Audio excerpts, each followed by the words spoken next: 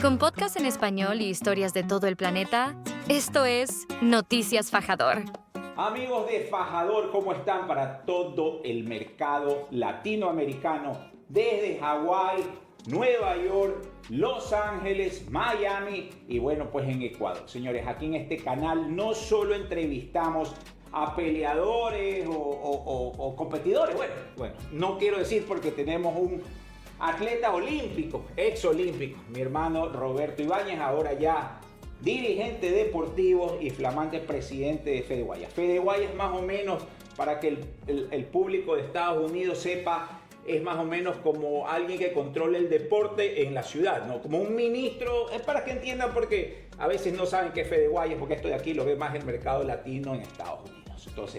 Entonces, Fede Guayas es dueño de los coliseos donde se hacen los eventos y queremos hablar también del Magno Coliseo que se hizo de deportes de combate, el primero, yo creo, de ese índole en América Latina.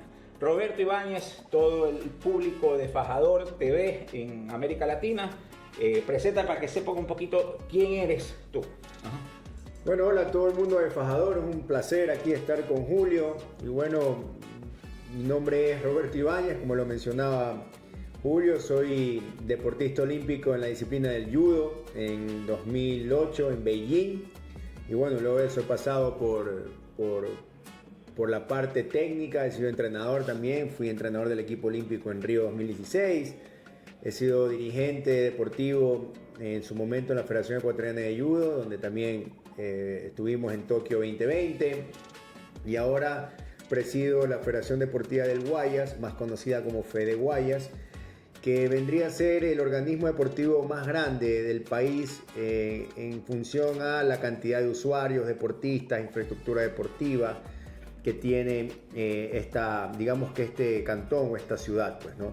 Así que nada, encantados de la vida de poder conversar el día de hoy y de hablar un poco sobre todo lo que hemos hecho para, en este caso, los deportes de combate. Correcto, esto es un canal de deportes de combate. Entonces, Ecuador, un país tan pequeño, 3 peleadores en UFC, peleadores que han ido al One, en todo el mundo, un gremio de MMA tan grande que se ha venido haciendo por más de 20 años.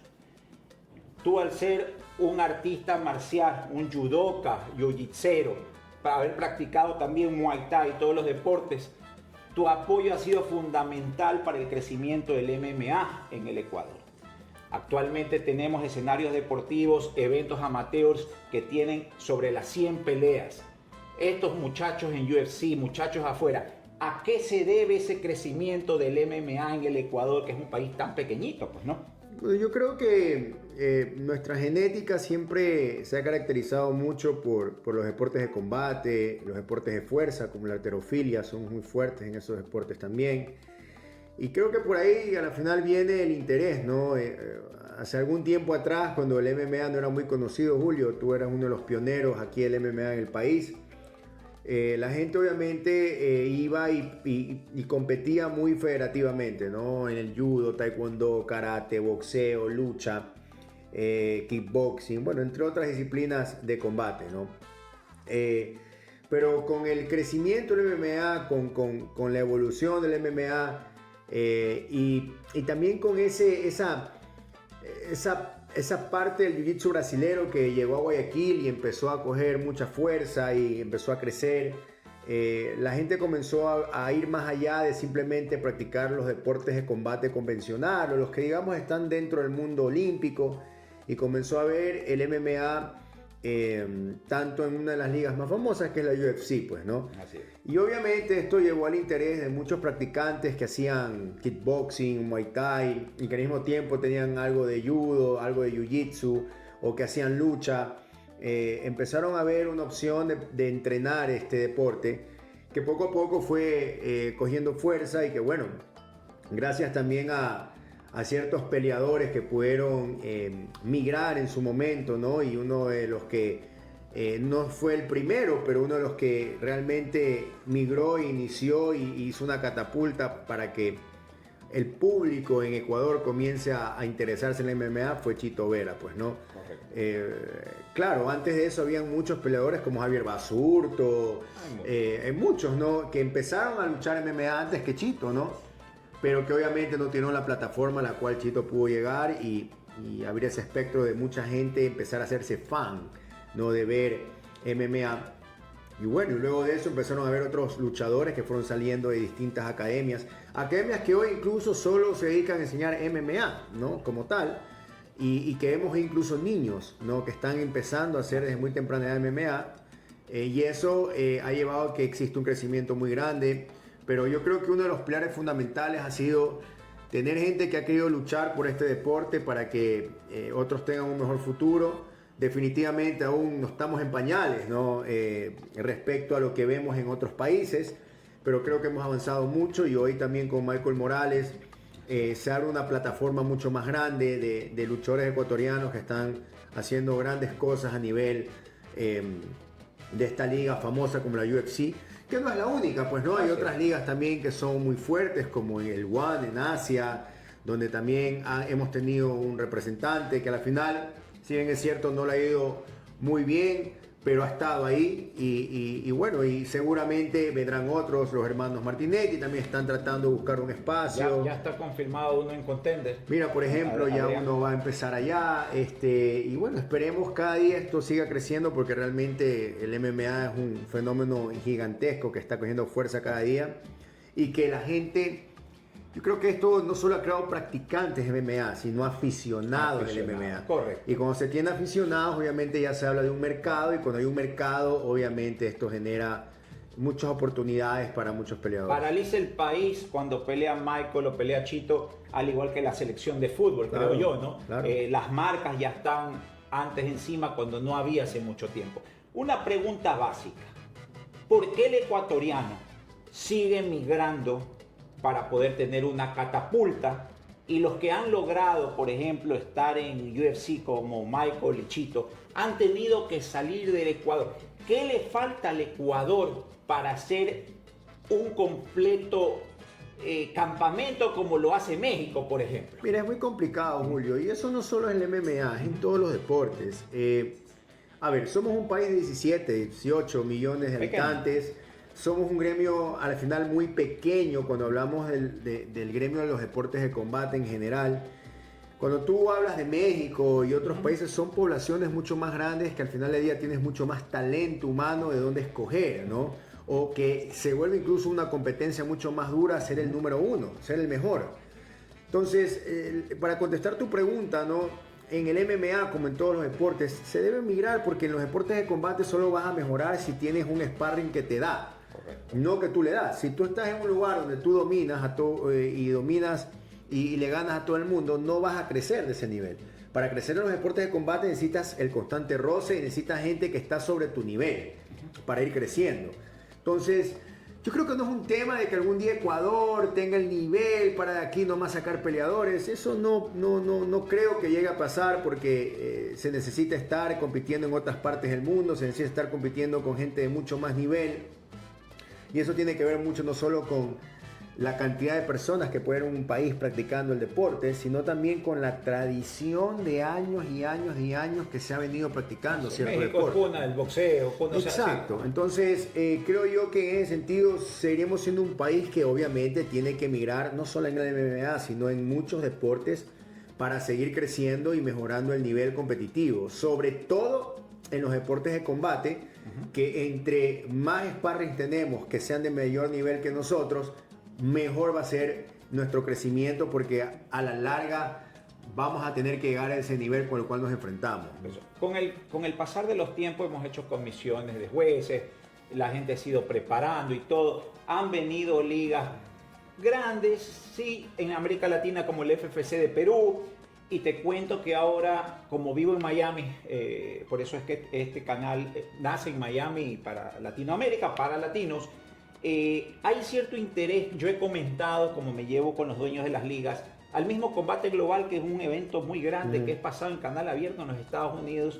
Y yo les he hablado y les he enseñado videos del Coliseo de Deportes de Combate que acabaste de inaugurar. VIP, aire acondicionado. O sea, yo creo que es uno de los únicos, o es el único en toda América Latina. y hay cierto interés en estas ligas en poder tener los escenarios, tiene el público, tiene la afición, y yo creo que tienen una plataforma para poder venir acá, porque tienen el espectador y tienen el escenario.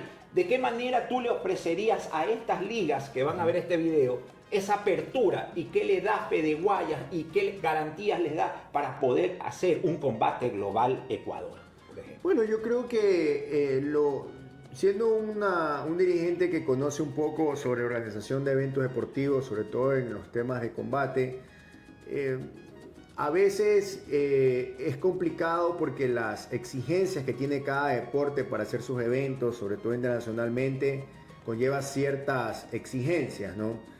Nosotros hicimos una arena que, si bien es cierto, no es un coliseo como el Coliseo Cerrado, que alberga 8.000 personas, sí es una arena más pequeña en la cual tratamos de tener lo mínimo, ¿no? Para que se puedan hacer eventos de combate, háblese de todos los deportes de combate que pueden haber, para que sea cómodo, empezando por el tema de la climatización, ¿no? Nosotros estamos en Guayaquil y Guayaquil hace mucho calor, y hay que entender que estos deportes la gente tiene que pensar no solo en la práctica deportiva, sino en el aficionado. Entonces, exacto. Hablé también, ¿sabes qué? Con Karate Combat, que lo conoces, claro, con Asim, el dueño es mi muy buen amigo, y le comenté también del coliseo. Claro, entonces yo aquí voy a pasar imágenes, porque esto lo van a ver ellos, para que vean el nivel de escenario y afición, que es el match perfecto. Y es que al final del día tenemos que entender que los deportes tienen que empezar a vender un show, porque si no pasa eso no va a haber mercado, y realmente los únicos que irán a ver el evento son los familiares de quienes compiten. Correcto. Y paguen una entrada, que es lo que financia eso, ¿no? Entonces,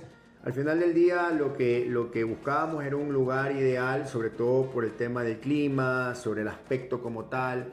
Lo hicimos de la manera que sea muy iluminado, ¿no? Porque eso es importante. Que tenga las comodidades, no solo para quienes compiten, sino para quienes van a ver el evento, que creo que eso es lo más importante, que es lo que mencionábamos. Y por eso es que tomamos esa decisión, ¿no? De invertir ese recurso para poder tener una arena de combate. Ya en lo que va, creo que no llevamos ni un año de haberlo inaugurado. Ya hemos tenido eventos acá es el Campeonato Nacional de Muay Thai, hemos tenido campeonato de Jiu-Jitsu, hemos tenido eventos de Judo, hemos tenido eventos de Taekwondo. Entonces, y se sigue pidiendo para todos este tipo. Hemos tenido ya también llamadas de estas ligas, ¿no? A nivel local de MMA, que quieren hacer eventos ahí. Así que estamos sumamente contentos de que al final del día hemos brindado. A ver, ¿qué pasa? Normalmente todos los escenarios que son canchas de básquet, canchas multiuso, en un gran coliseo, que se adecúan, ¿no? Para el evento como tal. No, es muy grato para mí poderte decir que esto es un área netamente para los deportes de combate, donde hace poco se hizo el Panamericano de Sambo Ruso, ¿no? Organizado por Pancho Ortiz. Así que muy contentos de que los deportes de combate hoy tengan su espacio, su arena para sus eventos, y que al final del día no tengamos que estar improvisando a veces en escenarios que fueron construidos para otro tipo de deportes. O sea, la apertura total a estos empresarios internacionales, porque te digo una cosa, por ejemplo, Karate Combat, Abu Dhabi, tú ves los lugares magnos. ¿Por qué no Ecuador? Está hábil y tiene las garantías de parte de el Ecuador para traer. El Ecuador tiene una gran deuda con la infraestructura deportiva, ¿no? Nosotros tenemos escenarios que son muy longevos, fueron construidos hace mucho tiempo. Hay pocos escenarios que han sido construidos hace poco. Y creo yo que eso es una de las iniciativas que, bueno, como en la dirigencia del Ecuador hoy tratamos de promover, ¿no? De que se necesita invertir en infraestructura deportiva diseñada para diferentes tipos de eventos, ¿no? Al menos si queremos empezar a traer eventos de afuera, queremos tratar de impulsar el turismo deportivo, la renovación económica a través de eventos de gran nivel deportivos, hay que empezar a construir escenarios que obviamente garanticen, ¿no? Todas las facilidades y las exigencias que requieren los diferentes tipos de deportes para su organización. Mucha gente sonaba, ¿te acuerdas cuando Chito estaba en su top 3, top 5? Todo el mundo decía, Chito será el que trae UFC al Ecuador, hablando de UFC. Y hablaron conmigo también. Y yo pregunté, y las garantías eran muy grandes, y creo que todavía Ecuador no estaba preparado para un evento de esa magnitud. Te pregunto, ¿Ecuador está preparado para un UFC en este momento? Yo creo que sí, siempre y cuando existan la suma de voluntades, ¿no? Para hacer este tipo de eventos, obviamente estamos en un país que necesita de cierto apoyo del gobierno a través de alguna cartera de Estado, puede ser esta del deporte o la de turismo. Nuestro presidente, gracias a Dios, ahora apoya mucho practicantes. Conoce muy bien el tema, necesitas obviamente también garantías de la ciudad, de la alcaldía, ¿no? Pero es posible. Por supuesto, todo es posible. Yo creo, mire, aquí ya en este coliseo cerrado hemos organizado ya campeonatos del mundo de judo, donde exigencias son muy altas también. Vamos a volver a hacer un mundial el año que viene, en el 2026, en la categoría cadetes. Así que todo se puede, ¿no? Yo creo que lo que se necesita es la suma de voluntades. Ecuador ha organizado la final única de la Copa Libertadores. Claro, o sea, tenemos una potencia en el fútbol. Todo se puede, ¿no? Todo se puede, pero sí se necesita obviamente de una suma de voluntades para poder organizar este tipo de eventos que obviamente tienen unas exigencias muy estrictas en función a su gran organización. Pues no, hablando por ejemplo, sobre todo cuando hablamos de la transmisión netamente ya nomás de la señal que tiene que salir o los derechos que tiene UFC con el mundo. Así es. ¿No? Y que obviamente tiene que haber una producción, ¿no? Tiene que haber todo el hardware y el software que se necesita para eso. Entonces, no es simplemente poner una jaula en el centro de un lugar y hacer un evento. Eso es lo más fácil. Esa es la parte más fácil. Ajá. Es la logística, hoteles. Tú sabes que un evento de esta magnitud solo eso, mueve mucho. El recibimiento de los very VIP, de los VIPs, de patrocinadores. Bueno, usted organizaron el de judo, que fue una... Sí, creo que... y tuvimos un know-how de que hay exigencias bien complejas. También pude en su momento hablar con quienes organizaron la final única de Libertadores, que también hubo unas exigencias muy duras, ¿no? Muy duras, sobre todo, por ejemplo, en sistemas de seguridad y de movimiento masivo, donde tuvo que sumarse la alcaldía, la Policía Nacional. Entonces, todo este tipo de cosas se pueden hacer, pero siempre y cuando estén bien planificadas y sobre todo que sea, digamos que, unas voluntades unidas para poder tener una buena marca país en organización de eventos deportivos. Así que, señores, es posible. Todos los que siguen esta cuenta, que es internacional, saben que Ecuador es un nicho. A los inversionistas, a los promotores, tienen los escenarios deportivos adecuados, tienen la afición, que es lo más difícil, creo yo.